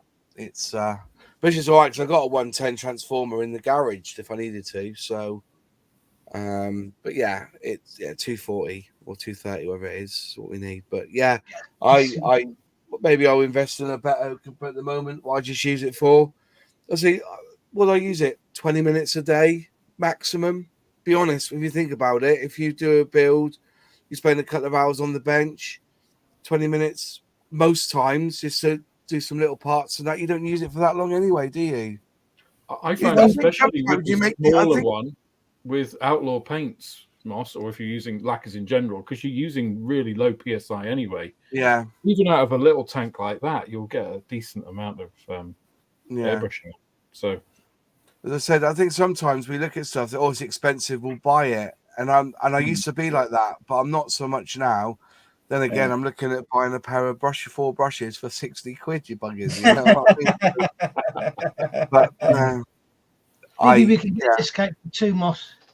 Yeah, but I do like that. I must say though, looking at your spray booth there, Nigel. I know I've got one in my basket. I've never gone out and purchased it yet, but I have been tempted to upgrade that thing over there and move it somewhere else because it's I don't use it. It's full of crap. I don't really use it. I just end up using on my bench. Really, I need some. And I see a lot of scale modelers do that. They don't really use a spray booth unless they're doing big stuff. They end up just doing, stuff on their own bench. If you know what I mean. Mentioning no names, but there is a modeler who has made YouTube videos and actually openly admits he doesn't use a spray booth because he likes the smell of lacquer paint. Yes. I mean, See you on the Jurassic World in about 15 years' time. You know, when your lungs are melting. Is he breathing out of a brown paper bag at the same time? Like? It's unbelievable. Unbelievable. How is his airbrush with his? I like the fella laughing, eh? But yeah, I wear a mask. Is that the same person who sprayed the did a 2K clear coat without an extractor then, Nigel? No. On a car? No. I mean, 2K is essentially airborne super glue, isn't it? You don't want to be breathing that in. Do you know? It's not. The biggest good. problem with 2K is people spray it, and then they depart the area, and then they go back to see what it's looking like, and it's then when all the gases are coming out, and they wear all the gear to spray the car, and then they walk back in to see their beautiful work without anything on, and they're like breathing it all in. 2K is lethal. Yeah, it's nasty stuff. It's great stuff, but it's nasty. It's full of isocides. So when you go back and your eyelids are melting. Yeah. It's like you can feel your eyelashes start to get sticky with 2K because it is like a resin in the air, isn't it? Yeah. I mean, it's probably the same stuff. It's probably the same mix as they used in the Messerschmitt 163 as the rocket fuel. Off. No, it's not that volatile. Don't mix it with hydrogen peroxide. You'll end up doing 650 mile an hour. All in different directions as well. I've just bought this stuff. Just got this on Amazon because I've been using the Hero Boy 1K. I just got that. This is the U-Pol 1K clear, and it's like you got a litre there. Good God, how much are you? What scale are you varnishing? 1 to 1. No, this is you got a litre here, and it was like 16 quid, and the little bottle which you can see up there, is like that's about 8 quid. No, there it is. There, that's about 8 quid, and this was like 16 quid for a litre, and it's the same thing. But it's fantastic clear coat. Really is good. That's it. But no, I only bought it, Alex. I'll probably end up throwing half of it away because it'll go off. But why buy a little bottle for 8 quid when I can buy a litre for 16? You know, if I keep it in the fridge for a long time. I've gone on to use. It sounds really daft, but I was buying big bottles of CA glue, thinking, "Oh, that's a big bottle. I'll use that." As soon as you crack it open, mate, that's it. Give it 2 weeks, it's solid like a rock. You know what I mean? It's. I just say something that's really surprised me. I'm sorry to talk so much, but you keep saying things and I've got to come in. Yeah. This VMS glue, this bottle of VMS black thin here, on the bottom there's the manufacturing date. And it is the 20th of July, 2022. And it's still liquid, it's still thin. And if you use it a lot, do you? Use it every single day. It's still thin. I keep it in the dark. I don't keep it in the cold. Yeah. July 2022, same as mine. It's still going. Yeah. Still good. The downside of it, it doesn't set very fast. The upside of it is it doesn't set very fast. Great. Absolutely amazing stuff. All of it is. The VMS ones have a retarder. So the way cyanoacrylate works is that as soon as it starts to polymerize, which can be water is really good for starting the polymerization. So if you've got cheap superglue, it doesn't have any like retarder in it. So once you've cracked it and some moisture is going to the bottle, it'll start that process. So you're on a timer. So how many how much is there or how long it'll take. So how many times have you bought a bottle of thin superglue and within 3 or 4 weeks it's starting to thicken up? This is their XT thin. Okay, Flexi 5K XT thin. 10th of the 2nd, 22. It's over 2 years old. This VMS stuff is really Bob Smith Industries. Yeah. They go sour pretty quick. That all I use now are the VMS because I can go in, go out, go in. I'm pretty judicious about how I keep them open. But I've had these. I think I've had this least a year. This is the PE. I've got the resin. I've got the black flexi stuff. VMS. Yeah. It's VMS. absolutely incredible, and it just doesn't seem to go down. It's like it keeps filling itself back up. Yep. It's absolutely incredible. Agree. I had a tin of paint that used to do that. You know the large Humbrol tins of paint. Not the 14 milliliter, the large ones. Yeah. I had a tin of Brunswick green, gloss Brunswick green, and I used to paint locomotives in it mainly. And I had to keep adding thinner to it. And every time I opened the lid, it was the same level as what it was when it was brand new. Yeah, Mr. Service was the same. It just kept thickening up and re-thickening up, and I had to thin it down there every time I used it. It was weird. Question: does everyone's bottle of Tamiya extra thin go murky and cloudy, or is it just me? And should I bin it for a new one? No, Don't bin it. impossible. It goes murky. If you imagine you're brushing that brush on plastic, it is going to pick up plastic, and it goes back in the bottle. Absolutely. Honestly, mate. Yeah, look at that. Yeah. Put it on big. Yeah, Get me on big screen. Solvent. There's nothing. Well, you could do some chemical things to it to stop it working, but other than that, it'll keep going. Yeah. I mean, that's practically screw glue. It works Screw glue, that is. perfectly fine, man. It works perfectly fine. It's still the chemicals in there. So that's very thin filler. Yeah. I thought you was mixing the colour grey. Yeah. I don't know what's happened to my ex. Look at that. That's a new lovely. bottle. That What is is that? filler. That's filler, Nigel. What have you That's done to clear. that guy? That's clear sprue goo. That's what you use to Sprue goo is substitute sprue. clear plastic. Absolutely brilliant. Yeah. Somebody suggested it in my comments on one of my videos, and it's brilliant. It works really well. Oh wow. So I made it myself, Nigel. I made some clear sprue glue. Mm. I just took clear. Did you get that from me? I did. Thank you, Nigel. Yes. Don't thank me. Thank the guy that told me. I can't remember who it was Thank now, you. but Just it really does work well, doesn't it? Use Tamiya clear sprues. Yeah. Same thing. Yeah, isn't be it? careful of some of the clear sprues. Like you'll know when you cut it, it should snap. If you cut it and it just comes apart like vinyl, don't use that. Yeah. It needs to be the hard stuff, No. That's it. and it doesn't shrink. No. What's that say?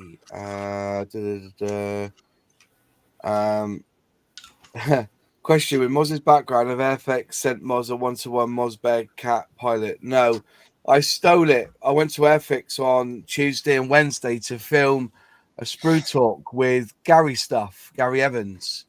And I went up there on the Tuesday and I saw them there and I didn't say nothing. And on the Wednesday, after I did my filming of the lifeboat and the sprue talk chat, I said to Dale, are these up for grabs? And he went, I think so. So I grabbed it before he could say no and shoved it in my van. And yeah, so if they're missing one, it's here. I should have got two really and done the whole lot. But I never knew this, but Super Slot, if you see that there, Super Slot is Scalextrics, but they haven't got the right to use the name Scalextrics in Spain. So they call it Super Slots. Never knew that. Yeah. Never knew that. And also, they do it. They've bought into a company of wargaming, and they now have 1 to 56. This is not Airfix, the Hornby brand. Now have their tanks in stock. What's the company called again? What was it called again? The company? Warlord Games. Warlord Games. Yeah. Ah. But they're aiming for the Rubicon market, basically, I think. But they are separate companies. They've only got they've bought into them. Airfix is separate, but they're creating this 156 wargaming tanks and stuff like that, and they're in their shop as well, which I noticed. And they're still selling that 3D printer in the shop there as well. And also, Dale says, anything you want from the shop? And I said, yeah, I'll have some of your poly cement, but the big tube ones. Not really, you know. Yeah, they did a massive tube of poly cement now. Yeah, you know where that can go. Yeah. It's for the extra sniffer. Yeah. You guys, It's for those who want to make sprue goo, isn't it? Well, yeah. I reckon John and James will remember this. Do you remember? I don't think Alex is old enough. Do you remember when Airfix made that orange glue that smelled like oranges? Yeah. Remember years ago, a lot of problems with people glue sniffing.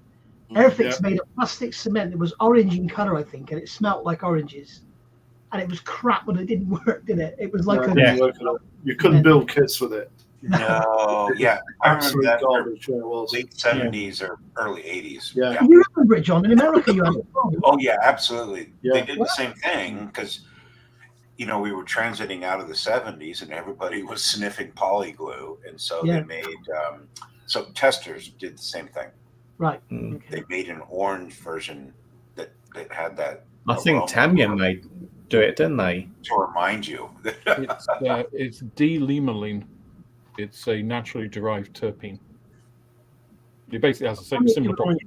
If it's pure, it works because it dissolves plastic the same as like xylene or ethyl ketone or anything else. But if you dilute it, then it didn't work. You could get it everywhere, Alex, and it wouldn't mark the plastic.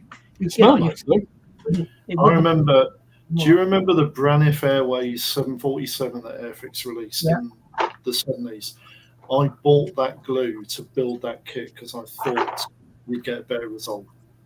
Yeah. And it didn't. My mum made me get it. My mum made me get it because she thought I was glue sniffing. Were you? Well, yeah. Look at now. There's an advert on YouTube, isn't there? No government advert, isn't there? That talks about glue sniffing and stuff. Right. There's a big problem, wasn't it, at one stage? Oh, it was, yeah. I can remember seeing blokes doing it on the street, stood there with a bag. Yeah. Brown paper bag with a load of epoxy in it and stuff. Yeah. Well, they don't just go straight to what they used to put in Christmas. What did they used to use? It was something you could readily buy in a. Yeah, it was because they put an age limit on the sale of it, didn't they? Yeah, it was to buy it was brown glue, wasn't it? Oh, yeah, God, what's it called? Evo? Was it Evo Stick? Evo Stick. I think it was Evo Stick, wasn't it? Wasn't it? A lot of people through the 80s, it was mostly prominent. It was the CFC in aerosols. Yeah. So you take the cap off the aerosol and sniff the CFC, and you see people with like cans of like deodorant and hairspray sniffing it. Really dangerous. Really dangerous. We had a young lassie at school and she died in a bus shelter at lunchtime. Yeah, really dangerous. Because if you create a air bubble in your nasal cavity, which you can do with CFC, as soon as that hits the brain, you're dead. It can kill you instantly, yeah. Seconds. Yeah. That's not very good for you, that is it? No, it's not good. It's not. It's quite. You'll be right, Nigel. Quite fine. Because it kills the brain, you'll be fine. Yeah. Well, that's it, isn't it? This will put that. But there's also, I remember going to my lads' play group, and they had like, what's it called? Pit stick. But it was a blue colour, and it smelt like marzipan. And the kids were licking it, thinking it was like marzipan. It smelled like marzipan. Oh, honestly, yeah. Listen, yeah. But as I said, you know, when it comes to our hobby, we do use a lot of dangerous chemicals. You know, and that's because sometimes you need this sort of stuff, like with lacquer paints. Once you go on to lacquer paints, you don't go really back, do you, to normal acrylic paints and stuff? No. But it helps the hobby. Lacquer paints are useless for brush painting. Yeah. Correct. And most of the water-based acrylics are useless for airbrushing. So they each have their advantages. Yeah. Yeah. Like I said, in my latest Substack, I was talking about Outlaw Paint, and I was like, I got on the bandwagon for Vallejo Model Air, thinking this stuff will go straight for your airbrush. Never did. God. Never Yeah. did. It's been a dog shit I was ever told. Honestly, there's more truth in Trump than there is in a Model Air going through your airbrush without thinning it. On the, Do you know what I on mean? the subject When of Stormy Outlaw Daniels Paint, mixing it for you, this on one's the going to happen. subject of Outlaw Paint, Yeah. when are you sending out your deliveries? Like the website goes live in 5 days. Well, some of us got orders with you. You said you were going to send them out. Yes, that's right. But what I want to do is I didn't want to take from the stash because we've done a stock check. We want to make sure that everything is accurate on the website. Then when it's all live, I will then take those paints off and manually adjust it because the paperwork has already been sent into the web developer. See, we've done nothing. I mean, seriously, we have given them a ton of money, information, pictures, and they've just gone away and built us a website from the ground up,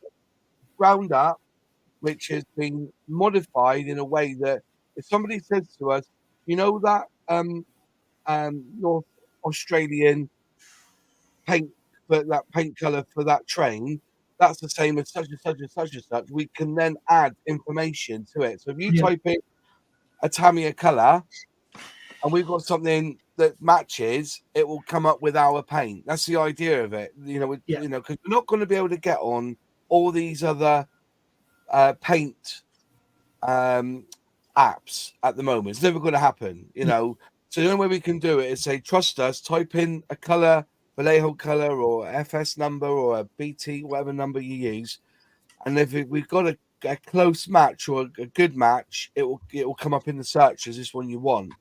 You must also tell people about that you're building that. Yeah. Like you might not know that one of your colors is FS37096. Yeah.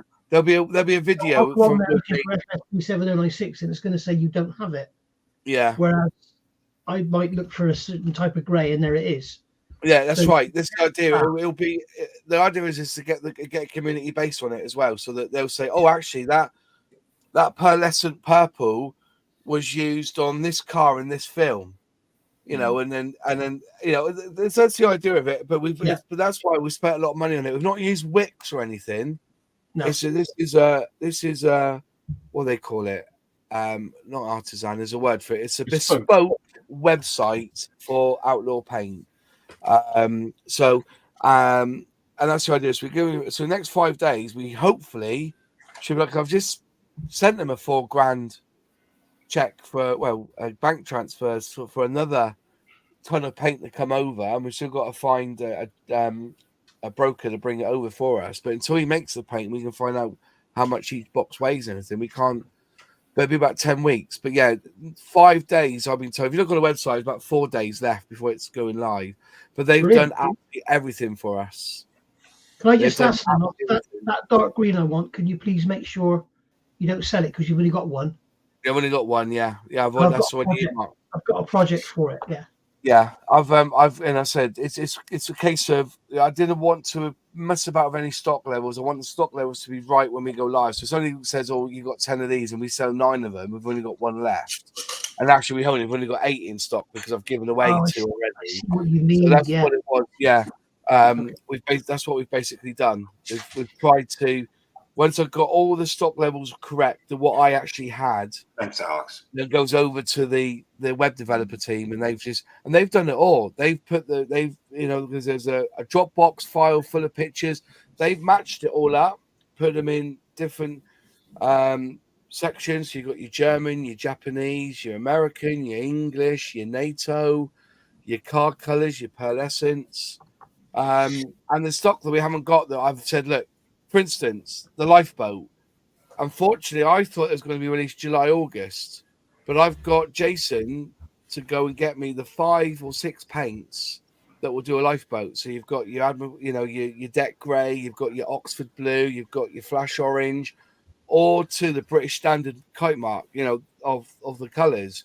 And he's done all that, and all I got to do is get them shipped over and then box them up. So it'll probably be about July time. You'll be able to, if you do like a 7 class or something, or even the new starter set from Airfix, you'll be able to use Outlaw paints in it. But at the moment, I'm just waiting on getting it sent over. It's got go on the boat. It's about 10 weeks on the boat. So, but yeah, well, I've had to buy a lot of more paint in to replenish stock that's not there. So, you know, it's one of them.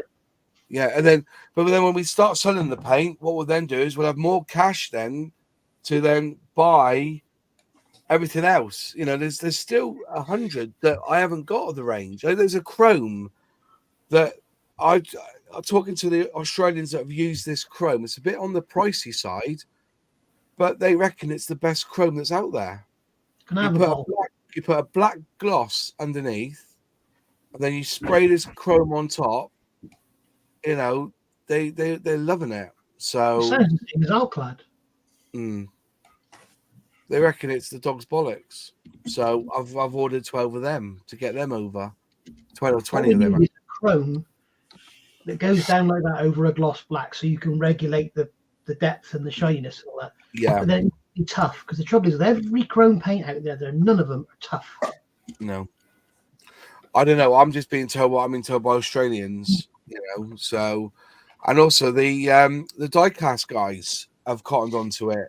They're loving it, you know. They one guy's done this pickup truck in purple and gold, used our Simmons gold and our is it Lamborghini or McLaren purple, and it's phenomenal. And he actually doesn't spray it at low pressures like we do. He uses a 0.6 airbrush and fires it out at 35 psi. So you can use it on high. If you want to go for it, you can. If you're using a 0.6 brush with high pressure, he's proved it can work. He loves it. He said, yeah, he said, you know, this is phenomenal. He said, you know, as he mixes his own paint anyway, but he says this is good stuff. But you don't have to use it that high. He just that's his technique. And he's done a phenomenal job on it. So the diecast guys are looking at it. Here's what I want. I mean, I don't know why he ordered all that Australian paint, rail paint, because I don't know many Australian rail Supremos up here who would use those colours, but it's an Australian company. So, but I'll be really pushing the German, the American, English paints all the time, and there's more coming on. Every time I think of a new colour, he'll go away, he'll find it in his thing and does these bits, and also the pink primer is nearly ready. He says he reckons another 150 sprays, because that's what he does. He tests them. So he gets it absolutely right, and hopefully we'll have a decent pink primer to go with it as well. So all those guys who want to do a decent yellow or red, they got the pink primer to go underneath it. So yeah, it's good. It's interesting. How rattle can chrome gets applied is to me the key of getting the reflective metal finish look. I tend to puff the paint and cover heavy, but not till it runs. Yeah. But yeah, so but those who I've got the mailing list, I think there's 100 people on the mailing list already. Yeah, people have signed up saying, yeah. So even though we, but hopefully we'll start getting more of it in and selling it on. And you've got the paints, haven't you, Nigel and Luke, for the Oscam? Because I've been told they're the only ones who sell Oscam, apparently. Right. I've got quite a few outlaw paints, but I need that green to make up what I need for the project I've got to use them on. Soon as it's live, I'll go through and I'll edit the stock and then ship it out to you. I'm going to be using that Oscam set tomorrow. Yeah. Let me know how you get with it. I've got 10 picked out already. So, like a month ago. Yeah, I know. Yeah, it's just, we're in the hands of, as I said, once I'd done the stock check and everything, went over it, because unfortunately, there's some that's got the wrong labels on, so I'm getting the labels sent over to relabel them as well. It has been a labour of love. I've been stressed about it because we're spending all this money and we're not selling a fucking bottle. You know what I mean? It was still, and that's what we have. Yeah. So, do you have the ability on the website to pre-order for your batch that's coming in? No, we've got none of that at the moment because it's not live. We could it will not be until when it goes live. When it goes live, we have the ability to pre-order. yes, there will be a pre-ordering system there. But what we'll probably do is we'll do it as in we won't take payment, but we'll take the pre-order. Don't take any payment for it, and then when it comes in stock, we'll then produce an invoice for you to purchase it, and then we'll send it. And because of how it is, I understand what people are going to bitch slap me for this, but we're doing a blanket $4.99 postage system, 24 tracked, $4.99. You know, I know you order one bottle of paint at £7. It's going to cost you $4.99, or you can buy 10, and it'll be still $4.99. You know, you're doing a free postage if you buy 5 bottles. It's the same postage whether you buy 1 or 20. It's the same If you bought 100, it will still be $4.99. That's the idea. It's a good weight, anything. So we have to do it that way because there's no other way of doing it at the moment. I think it's up to, I think what it is, it's up to 2 kilograms. We can do it at $4.99. And then after that, we'll contact you and say, look, we can't ship it more than 2 kilo. We'll have to go to a different, you know, we're still finding our feet. Look, we've been fighting to get this EORI number so we can import the paint. So I think the international is on, if it's under 1 kilogram. Yeah, I think it's about 10 or 11 bottles. Yeah, and that ends up being, I think it's somewhere between $17, $20, $23. Yeah, it gets expensive, you know, but we're doing what we can. You know, we get the trouble is that these parcel firms, they need guarantees. So they'll give us a rate if we can deliver. If we have 40 parcels a day, they'll give us a cheaper rate. And that we got no proof of what we're going to be selling, you see. So and that's why we're trying to hit the deep die-cast market, the scale modeling market, the railway market, so that, you know, we say that we have got these paints in stock. Yeah, you know, there's a lot of funny, Moss. The postage is quite reasonable. Well, $4.99 was the best. You know, we're not making money on them. The postage will basically pay for the box, the packaging, and the all-in-one. But because it's too big to go with a large letter, because you have to pad it out, it's, you know, it's glass bottles. So that's the idea. And then if it goes, you know, we're just trying to cover our asses really. So at $4.99 is a bog standard Royal Mail 24-hour tract. And, you know, and then pay for brilliant, Moss. When I got that Oscam set, I thought it was a bloody football, bloody ball game. Well, yeah, it was in a eBay box as well, wasn't it? I can't remember. I can't buy anything in the States here that ships for less than, I don't know, $7 or $8. Yeah. I just sent a Wingnut Wings dualist kit worth £250 insured to Australia. It was £40 and it got there in 6 days. Oh, what? Yeah. Parcel Monkey wanted £90. The post office wanted 100 or something. Online on Royal Mail, it was £40. I couldn't believe it. But yeah, it went there. It got there. We'll get there. So if you go on the website now, it's you know, you can sign up to the mailing list. As soon as we go live, all those people that were on the mailing list will get a message saying we're live. And you know, say the UK colours are very scant. We've got a lot of German, we've got a lot of Japanese, we've got a lot of English, we've got tons of Australian rail, which I don't know how I'm going to market that. But we've got plans. So, you know, so I put in an order this week, and so I'll be eating beans on toast now because I've drained all my savings for that. I didn't want to. It sounds shit, but I didn't want to put personal money in. I just want to put business money into it, so that I haven't lost anything, then, have I? You know what I mean? To get rid of those Australian colours, do you have the ability to heavily discount just to move them out of the way, just to get rid of them? Yeah, that's the idea. Because I'll be interested in some of those because I mix a lot of my own colours anyway. Yeah, that's it. I think that's what we're gonna have to do is say, you know, he says that it's, you know, Australian and British rail colours don't mix. But I'm pretty sure there's been Australian trains that ended up on an Indian railway line somewhere. Do you know what I mean? Or something like that. So, but yeah, it'll be good. Anyways, it's gone 10 o'clock. I think that's been really good, actually. We had a really good chat tonight about our bench. Thank you all for joining us. Those in the chat, those on the panel.